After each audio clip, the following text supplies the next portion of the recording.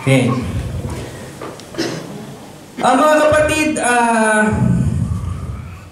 dumaan tayo sa panahon ng pagluluksa. At marami sa atin, hindi lang itong event na to, kung tayo ay nasa Pilipinas, merong nakikitang parang bulletin board. Parang ganito, na may pangalan nung taong namayapa. May informasyon, born, date of born, tapos date of death, ganyan. Tapos minsan tinitingnan natin. Kapag may edad na yung taong namatay, parang iniisip natin, lalo kung hindi naman natin siya kaano-ano, parang ang dali-dali na yatang i-release kay Lord. Okay lang, pag ganun. At minsan naman, kapag bata, parang hinayang tayo. Na iniisip natin na parang kulang pa yata ang kanyang mga na-experience sa buhay. Pero hindi po komo namatay ng maaga ay nagkaroon ng full life.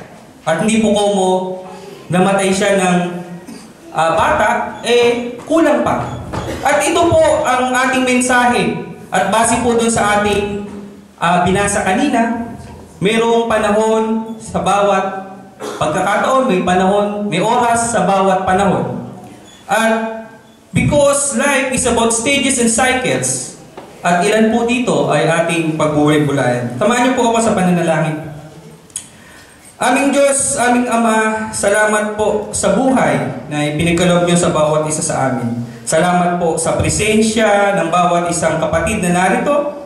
At dalangin po namin na maunawaan niyo po ang simpleng mensahe namin sa araw na ito. Salamat po sa kaloob na buhay na ibinigay niyo sa amin.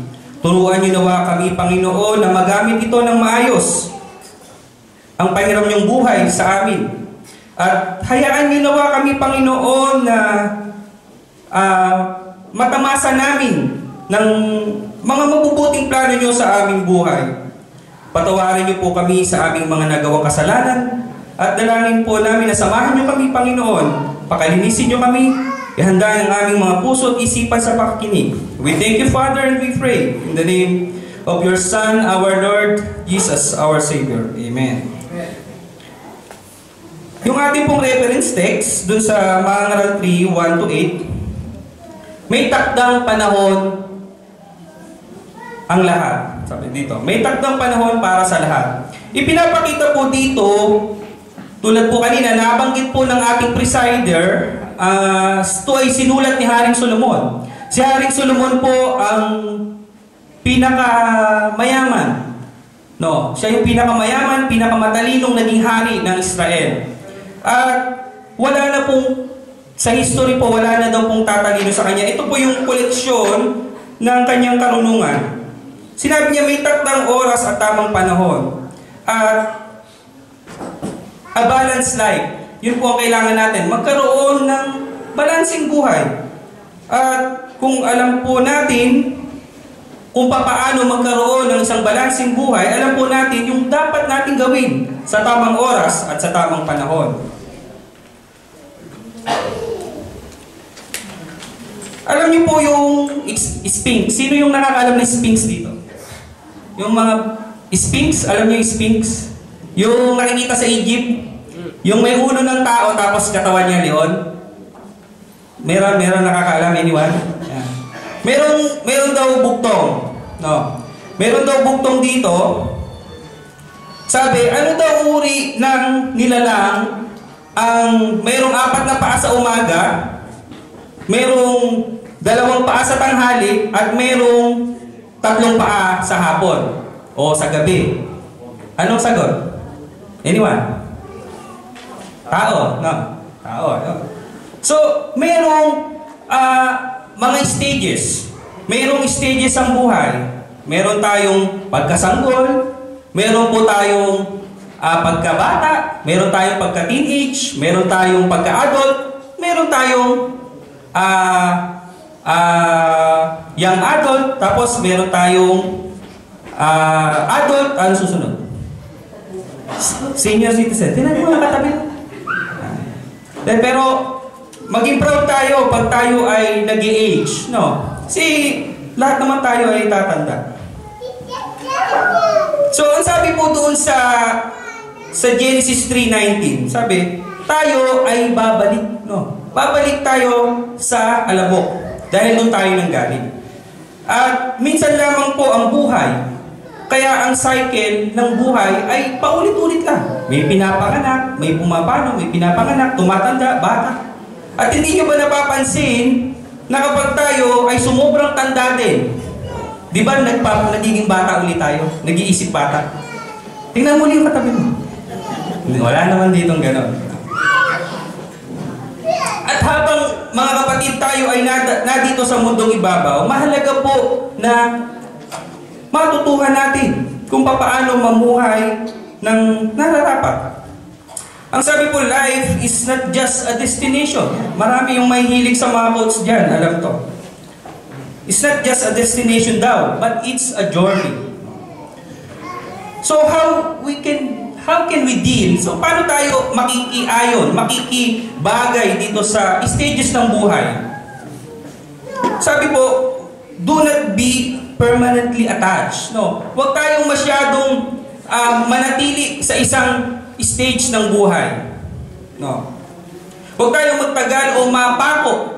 Mahirap kasi yung napapako tayo sa isang, alam mo dito, kahit tayo, hirap na yun, sino yung gusto ng traffic? Di ba lahat tayo ayaw ng traffic? Pero sa Pilipinas, mas matindi pa yung traffic. Dito yung mga, galit na galit pag traffic eh. So, ayaw nating ma-stuck, ayaw nating mapako sa isang lugar. So, ganun din dapat daw ang buhay. So, sa pag-aaral, dapat hindi tayo, mga kabataan, makinig kayo, yung mag-aaral, huwag tayong masyadong magtagal sa pag-aaral. Huwag tayong masyadong ma-enjoy, no? Lalo ngayon sa Pilipinas, alam po, 7 years na ba ang high school? Tama ba? May K-12 na, 7 years ba tama? 6? Oh. Dati 4 years lang ang high school, ngayon 6 years na. So, huwag tayong masyadong mag-enjoy. At isang napakadaling manifestation nito yung edad, no? Diba, merong passion, merong uso nung araw, hindi na uso ngayon. Merong mga sikat na sikat nung araw, yung may mga pads dito, ngayon hindi na uso yun. So, kailangan ito ibagay natin yung ating damit sa ating edad. So, tingnan mo yung katabi mo. Bagay ba yung damit niya dun sa edad niya? So, kailangan binabagayan. Tayo ay may binabagayan. Kaya po, ang kailangan po nating ma-realize, no, ay hindi po tayo dapat nagpipix dun sa stage na yon.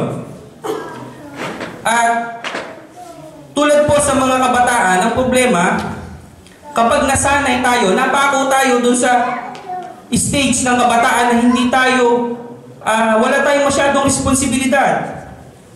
Ang problema po, pag tayo ay lumagpas na sa kalagayan ganito, hindi na tayo sanay pag tayo nagkaroon ng pamilya sa responsibilidad. So, hindi po tayo dapat mapako sa mga stage na ito. Dapat po, lumalago tayo. Dapat po, kailangan tayong matuto. No, yun ang importante po. Sa buhay, kailangan natututo tayo. No, natututo tayo. We must learn from our mistake. Hindi po dapat kumusaykin, sabi mo brother, paulit-ulit lang naman buhay. Paulit-ulit ang buhay. Pero yung pagkakamali, huwag mo ulit-ulitin. Kailangan matututo pa. No, sa love life, yan. Yung mga kabataan dito, naiintindihan ba nila? Italiano sila. So, love life, no? Kailangan, pag may nagpaiyak sa'yo, dapat maging ano ka na. Hindi yung pwedeng napaiyak ka na minsan ito, porkit pogi, paloloko ka na naman dun sa isang pogi. Dapat natututo. Nagigets niyo yung senaryo, kailangan natututo tayo. So, huwag tayong basta-basta pabobola. Kailangan nag-iisip. Yan. Sa mag-asawa, lalo na. Minsan kasi, kapag maagang mag-asawa, sino yung maagang nag-asawa dito? Huwag kayong matakot. Tinatanong ko lang. May magaganda kasi, no? Lagi natin tatandaan na mayroong magandang dulot at mayroong ding negatibo. Laging may positibo at negatibo ang lahat ng bagay. So, pag maaga nag-asawa, syempre, hindi naman agad nagmamature, no? At minsan, sa mag-asawa, kapag nagsama na kayo, doon nyo palang makikilala yung isa't isa, tama? Diba? Siyempre, tulad nung aming nakaraan na fellowship, hindi naman lahat maganda agad pinakikita pag nagsasama na eh. Sa pagsasama, doon kayo makakakilala, doon nyo makikilala ang isa't isa. So, minsan, hindi parehong nag-grow. No. Minsan mas matured si babae, minsan mas matured si lalaki. Hindi pareho yan na na swerte kayo pag pareho kayong nagmamature. Pero minsan, tulad ng madalas natin naririnig, yung mga lalaki daw yung mabagal mag-grow eh.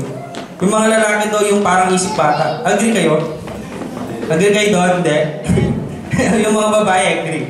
Kasi madalas natin naririnig kahit sa mga soap opera sasabihin, ang asawa ko hindi na siya nag-grow. Hindi na siya nagbago. Hindi na siya, mula nung nakilala ko siya, ganun na siya. No. Hindi niya alam, si Mister, nag-grow din. Nag-grow din siya pag umuwi sa Pilipinas, wala lang W. Gets niyo? Hindi nila na-gets. Mababait. Maganda tong ang congregation natin, mababait lahat. So, ano pa yung stage? Do not frame a person permanently. Minsan kasi, masyado tayong nagiging napopokus. Pag nakita natin ang sa tao, ganyan lang yan, permanent. Parang pinakwadro natin, binibigyan natin ng limit. Sabi nga nila ang buhay daw ay weather lang. Sino nanonood ng TV Patrol? Alam yan. Madalas yung naririnig kay Kuya King. At ang sabi ni Pacquiao, ano sabi ni Pacquiao? Nung hindi pa siya ganun kasikat, bilog ang mundo. Yan. Gulong ng kapalaran. Yan. Nagigits yung mga example natin. No, ang buhay ay umiikot. Minsan ikaw ay nasa ibabaw, minsan ikaw ay nasa ilalim. Paulit-ulit lang. Pero ang problema kasi, madalas po sa isang tao, kung tayo po ay may kakayahan, lalo na kung tayo ay pinanganak na may kaya sa buhay, tayo ay matalino, we tend to be judgmental. No? Nagiging mayabang tayo, nagiging mapanghusga sa ating kapwa. Pero, dapat po nating ma-realize na panapanahon lang. Marami sa Pilipinas pinanganak na mayaman, dumating ang mga krisis, hindi nagtagal ang yaman nila, dating mayamang pamilya, naghirap. So, panapanahon lang. Hindi ang buhay ay umiikot, parang gulong ng palad. Minsan nasa taas, minsan nasa baba. Na-experience ko to personally nung ako ay uling umuwi. Meron akong classmate. Nung elementary kami, hanggang nag-high school kami, hindi naman siya yung tipong marunong eh. Roper siya, siya pa yung laging nangungopia. Pero nung umuwi ako, I was surprised talaga to see him na big time na talaga. May mga franchise na siya ng ganitong business, gano'n. So, ano yung gusto kong ipakita dito? Na hindi lahat ng magaling, hindi lahat ng matalino, hindi lahat nagtatagumpay. Kapag sa weather lang yan. At hindi natin pwedeng sabihin na itong taong to, mahina naman to. Hindi pwede. Hindi tayo pwedeng ganun. So, wag natin i-frame, wag natin bigyan ng limit ang isang tao. And speaking of children, bilang mga magulang, dapat po minamahal. Minamahal ang ating mga anak. Dapat po, wag po tayong maging malupit sa ating mga anak. Kasi, life is a cycle. No, darating ang araw, tatanda tayo. Darating ang araw, sila ang magtataguyod sa atin kung sobrang tanda na natin. At napakahirap po na kung dumating yung panahong ito, baka kung naging malupit tayo sa ating mga anak, baka tayo gantihan. Pero ito po ay aking nasaksihan. No. Nasaksihan ko po ito sa pamilya, sa mga magkakapatid na Cuevas. Nakita ko po ang pagmamahal ng mga anak. Nakita ko ang pag-asikaso, pag-aaruga, at kahit ito pong gathering natin, kung gaano nila kamahal si Tatay Tony. At ito po ay nangangahulugan lamang na naging mabuting ama si Tatay Tony sa kanila.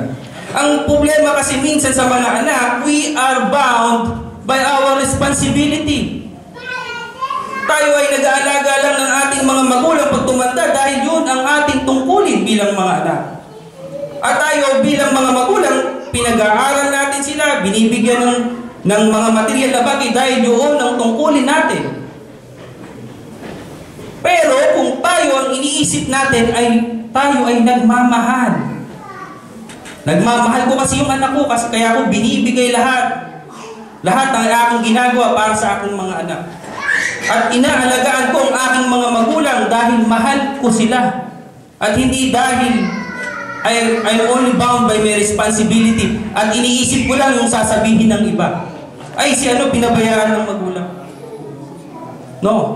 We are doing this because we love them. At ito po ay nakita ko bilang ama, bilang asawa, at hindi lang po yun. Nakita ko rin po bilang lolo. Nasaksihan ko rin po kung paano nalungkot ang mga apo nung nawala si Tatay Tony. So, you can see the difference if we really love somebody. Ano pa? Life stages. We must enjoy life. No? We must enjoy life. Ito pong ating gathering ngayon, not simply to hear the message of God, but to enjoy the presence. No? Tayo ay sineselebrate natin ang buhay ni Tatay, ang pagkakaibigan ng bawat isang naririto. At mamaya, magsasalo-salo din tayo. So, ini-enjoy natin. We must learn to enjoy every moment. No? Simulan natin yung sa pagkabata. Naku, sabi na magtatagal yata ito. No, hindi. Sandali lang po. Malapit na. Mula sa pagkabata, naging bata tayo. Hayaan po natin ang mga batang maglaro. No? Minsan kasi may mga magulang na ang higpit-higpit. No? Hinayaan mong ganyan ang gusto ng mga magulang. Pag umalis ng bahay, pag umuwi ng bahay, ang damit ng anak, maayos pa din. No? Hayaan natin sila na magdumi, hayaan natin sila yung ma-enjoy nila ang pagkabata. At ang pinakamalupit pa sa Pilipinas, dahil sa sobrang kahirapan, ang mga bata hindi po nararanasan maging bata. Nagkakaroon ng child labor. Sila ay nagtatrabaho dahil kailangan nilang tulungan ng kanilang mga magulang. At ano ang tendency ng mga batang ito? Hindi po lahat ng bata ay lumalaki ng maayos. Minsan galit sila sa mundo. Minsan galit sila, puro hinanakit, puro galit, puro sama ng loob ang itinanim nila sa kanilang puso dahil napagkaitan sila ng kanilang pagkabata. So, enjoy din natin yung mga young adults natin dito na nakapagtatrabaho na. Enjoy po natin yung panahon na tayo ay gusto natin bumili ng ganito, bumili ng gadgets.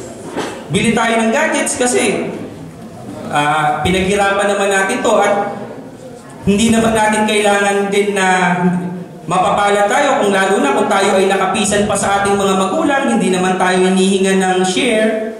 No, may mga magulang tayo talagang mababait na nakikita na yung mga anak nila na kumikita, pero si nanay, si tatay, tahimik lang yan. Hindi inuobliga yung mga anak. Mag-share ka naman sa bahay. Mag-share ka naman ng pambayad sa buleta. No. Pero ang punto po dito, enjoy natin. No, kung tayo yung kabataan na nasa stage ng ganun, enjoy natin. Kasi po, mahirap po kapag lumagpas tayo sa stage na yan na kung kailan tayo nagkapamilya, kung kailan kailangan natin mag-set ng priorities. No, may asawa ka na, may anak ka na, gusto mong bumili ng pinaka-latest na iPhone, magkano? Meron kang dapat paglaanan. So, syempre magdadalawang isip ka na. Hindi na katulad ng dati nung ikaw ay pinata. Pero kapag hindi natin ginawa ito, magsisisi tayo dahil dapat pala nung binata ako, dapat pala nung dalaga ako, bumili na ako ng gusto-gusto ko. Nakikita niyo yung senaryo? So, we must enjoy every stage. No? At ang isa pang pinaka-importante, ma-enjoy natin yung mga bata. Ma-enjoy natin yung panahon na sila yung mga bata pa. We must learn to spend time na alagaan natin sila. Minsan, meron akong narinig, nakakalungkot na sabi niya, buti pa, pumasok na lang ako sa part-time ko, buti pa, pumasok na lang ako isa, mag-alaga ng bata. Madalas maririnig natin yan sa mga kalalakihan eh. Buti pa, nagtrabaho na lang ako, pag-aalagain mo lang pala ako ng anak natin. No. Minsan ganun eh. So, isipin natin na hindi habang panahong bata ang isang bata. Hindi po habang panahon na nariyan siya sa iyong tabi. Samantalahin natin na habang yung bata lumalapit pa sa atin, Papa, Mama, magpapabuhat. Pag yan lumaki na, ikaw na nga habol dyan. Nakita mo ba nagpunta ba sa inyo si ganyan? Tapos, pagdating ng panahon, ikaw pa mismo ang hihingi ng attention sa kanya. So, we must spend time. Kailangan ma-realize natin ito mga brothers and sisters, that we must cherish the time. Dahil minsan lang magiging bata, minsan lang magiging balambing yan, yung mga kiss-kiss na yan, iba na ang kikis niyan, hindi na kayo. So, enjoy natin yung time na sila ay mga bata pa. At, ang problema po sa atin, yung mga OFWP namin na nakakalungkot man, na hindi po lahat sa atin dito, marahil hindi lahat sa atin dito kasama ang ating mga mahal sa buhay dito. Hindi lahat sa atin ay naipetisyon natin dito, hindi lahat ng ating mga anak ay narito kasama natin. Marami pa rin sa ating mga kababayan na nag-iisa dito, nagpapadala lang sa Pilipinas. So, ang punto dito mga kapatid, hindi ko naman gustong palungkutin yung may mga ganitong kalagayan. Pero ang punto dito, may mga nawawalang panahon, may mga nawawalang pagkakataon sa ating mga anak. Hindi natin sila personal na nasusubaybayan, hindi natin sila personal na nanaalagaan. We must think that hindi naman laging pera-pera lang. Importante yung presensya natin sa kanila. So ano pa? We must enjoy the fruits of our labor. No, tulad ng sinabi ko kanina, kaya mo namang bumili ka. Kaya mo naman ito, gawin mo. Mahirap kasi, ewan ko, siguro dito sa atin, nag-iiba na rin ang trend ng pamumuhay natin dito sa Italia. Na nagiging, na rin tayo, nakakapag-cope na tayo doon sa tradition, nakakapag-cope na tayo doon sa kanilang mga ways. Pero marami pa rin siguro sa atin na walang ginawa kundi kumayod. Kumayod ng kumayod. Mag-ipon ng mag-ipon. No, na minsan, iuwi na lang sa Pilipinas. Sabi niya, babayaran ba yung bakasyon ko pag hindi ako nagbakasyon? Oo, babayaran niya. Sige, hindi na ako magbabakasyon. Hindi po kayang palitan ng pera yung enjoyment. No. Paano kung nag-ipon ka lang nag-ipon, bigla kang kinuha ni Lord? Magagamit mo ba yung inipon mo? Magagamit mo ba yung sino makikinabang ng mga pinundar mo? So, meron pong panahon sa bawat may nakataktang panahon. Kailan ka pa mamamasyal kapag hindi ka na makalakad? No. Kailan ka pa magpupundar ng ganito, gusto mong kumuha ng hulugan ng ganito, ang dami mo ng nasagotang obligasyon. So, dapat tinitingnan po natin, nakikita natin yung dapat nating kalagyan. No, nai-enjoy natin sa tamang panahon, sa tamang oras. Ang sagot time, ng oras daw, is God's gift. No? Ang oras ay regalo ng Diyos. Kaya po, using time properly is the true religion. No, kailangan po maging responsible tayo sa paggamit ng oras. Oras ng pagsasaya, magsaya tayo. Oras ng pagkain, kumain tayo. Punta dito, mamaya, baka may ganun dito. Kain na, hindi dahil ako nakakita tayo. Sarap ng pagkain naman yata. So, oras ng pagkain, kumain tayo. No, oras ng pamamahinga, lalo na. Oras ng pamamahinga, mga kapatid, magpahinga tayo. Hindi yung oras ng pamamahinga, sisingitan pa natin ng part-time. Anong ginagawa mo? Nagpapahinga. Nagpapahinga habang namamlansya. So, oras ng pamahinga, mamahinga po tayo mga kapatid. At kapag oras na tayo ay kailangang humarap sa ating Diyos, let it be. Nakakatiyak tayo na makakasama natin siya sa buhay na walang hanggan. At sa ating pagtatapos, yay, tatapos na. Sa ating po pagtatapos, maiksing pagbasa po ang aking gustong i-share sa inyo doon sa mga ngaral, Kabanata 12. Ito po yung mga ilang piling talata. Ang sabi dito, alalahanin mo ang iyong manlilikha sa panahon ng iyong kabataan bago dumating ang araw at taon na puno ng kaguluhan. Panahong hindi mo na madama ang tamis ng mabuhay. Alalahanin mo ang Diyos bago makubli ang sikat ng araw, bago magdilim ang buwan at mga bituin, bago ka matabunan ng makapal at madilim na ulap. Alalahanin mo siya bago humina ang iyong katawan, bago manghina ang iyong mga bisig, bago mawala ng lakas ang iyong mga tuhod. Alalahanin mo siya bago mabungi ang iyong mga ngipin at bago lumabo ang iyong mga mata. Alalahanin mo siya bago dumating ang panahong katakutan mong umakyat sa mataas na lugar, bago dumating ang panahong di ka na makalakad na mag-isa, bago pumuti ang iyong buhok at lipasan ng pagnanasang sumiping sa minamahal. Darating ang araw na tayo'y pupunta sa huli nating hantungan at marami ang tatangis sa lansangan. Alalahanin mo siya bago manumbalik sa alabok ang ating katawang lupa at ang ating hininga ay magbalik sa Diyos na may bigay nito. Sa kabila ng lahat ng ito, isa lang ang aking masasabi. Matakot ka sa Diyos at sundin mo ang kanyang mga utos, sapagkat ito ang buong katungkulan ng tao. Lahat ng gagawin natin, hayag man o lihim, mabuti man o masama, ay ipagsusulit natin sa Diyos. Purihin po ang Panginoon, pagpalain nawa tayong lahat.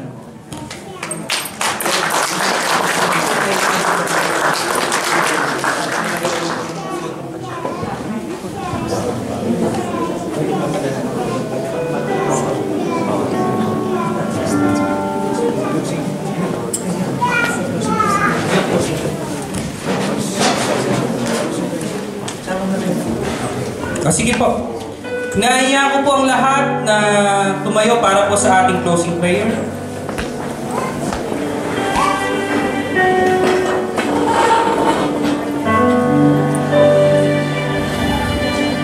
Tayo pong lahat ay pumikit at yumuko. Aming Diyos, maraming salamat po.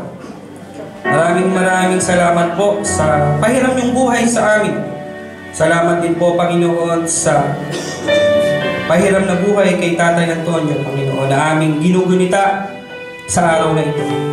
Salamat, Panginoon, sa mga mabubuting alaala, sa mga masasayang pagkakataon na kami nagkasama-sama. Salamat po, Panginoon, sa pag-ibig na ibinigay niya sa amin. Tunay nga po, Panginoon, na mamimiss namin siya. Lord, salamat po sa inyong mensahe sa tanghaling ito. Tunay nga po, Panginoon, na dapat wag naming sayangin ang oras. Wag naming sayangin ang buhay, Panginoon. Na dapat maging good steward kami ng oras na ibigay ng Panginoon. Na magamit namin ito ng mabuti. Panginoon, salamat po sa buhay at kalakasan na ipinagkaloob mo sa bawat isang naririto, Panginoon. Salamat, Panginoon, sa aming mga hanap buhay. Salamat, Panginoon, sa aming mga mahal sa buhay na patuloy namin nakakasama at patuloy na nagmamahal sa amin, Panginoon. Lord, dinadalangin ko ang bawat isang naririto, Panginoon. Batid niyo, Panginoon, anuman ang aming mga kahinaan. Batid niyo, Panginoon, ang aming mga pinagdadaanan. Dalangin ko, Panginoon, na pumilos ka sa bawat isa sa amin.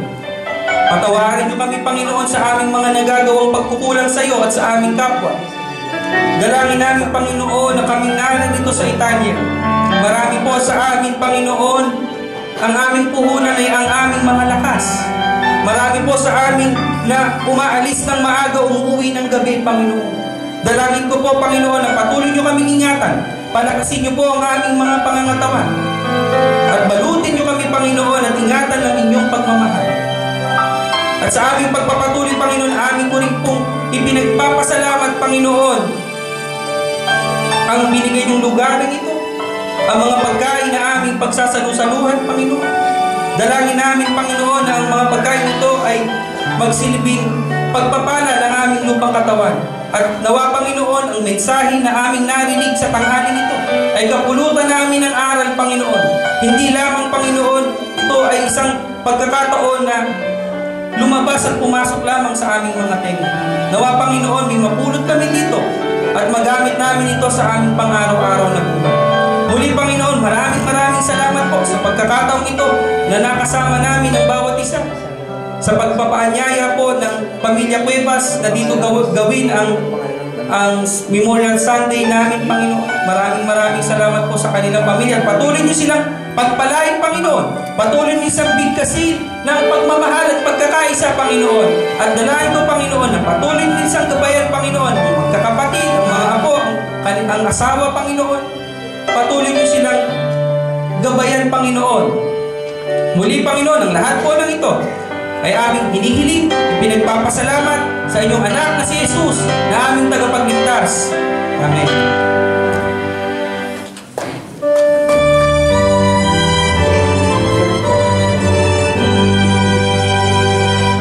Praise God from whom all blessings flow, praising all creatures here below, praising above the heavenly hosts, praise Father, Son, and Holy Ghost. Amen.